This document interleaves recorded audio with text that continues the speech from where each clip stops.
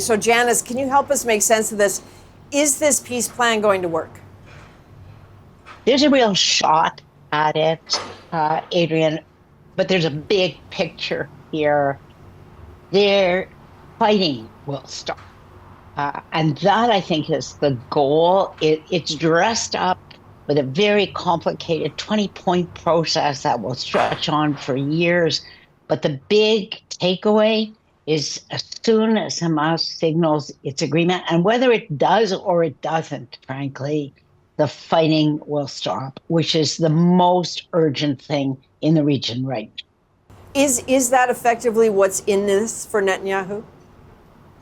So what's in it for Netanyahu is he can climb down from the branch of the tree where he has locked himself in. And biggest story of all for him, all the living and the dead hostages come back. That has roiled the Israeli public for 18 months.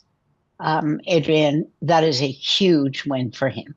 And you talked about Hamas. What is your instinct about how this will land with Hamas? So this is, I think Hamas is between a rock and a hard place right now. What is so striking, and in many ways, only Trump could do this deal. The whole of the greater Middle East came out today in support of this agreement, from Turkey to Pakistan, which just gave a nuclear guarantee to Saudi Arabia, Qatar, the Emirates, Egypt, Jordan. That really puts Hamas in the crosshairs because it's isolated, frankly. It has a really difficult choice to make.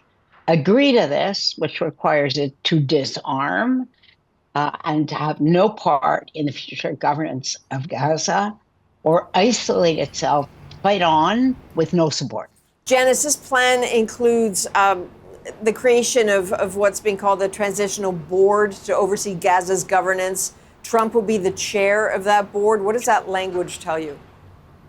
Well, it's stunning, Adrienne, frankly. This is old-fashioned trusteeship, let's call it what it is, run by the businessman in chief, pulling in investment. That's partly a good news story for Palestinians in Gaza, given the horrific scale of the destruction.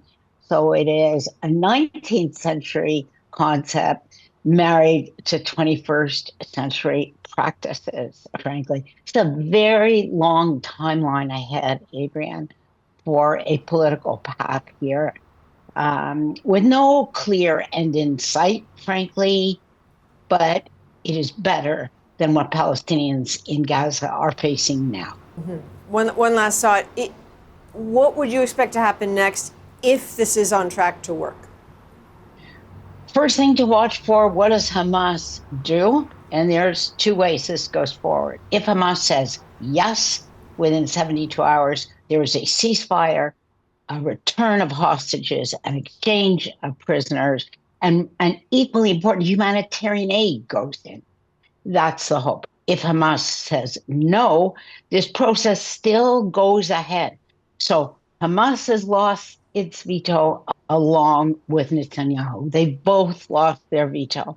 So in the 2/3 of Gaza that the IDF now controls, this process starts anyway, but the fighting continues in the south. That's the tough choice now for Hamas. That's what we have to watch for.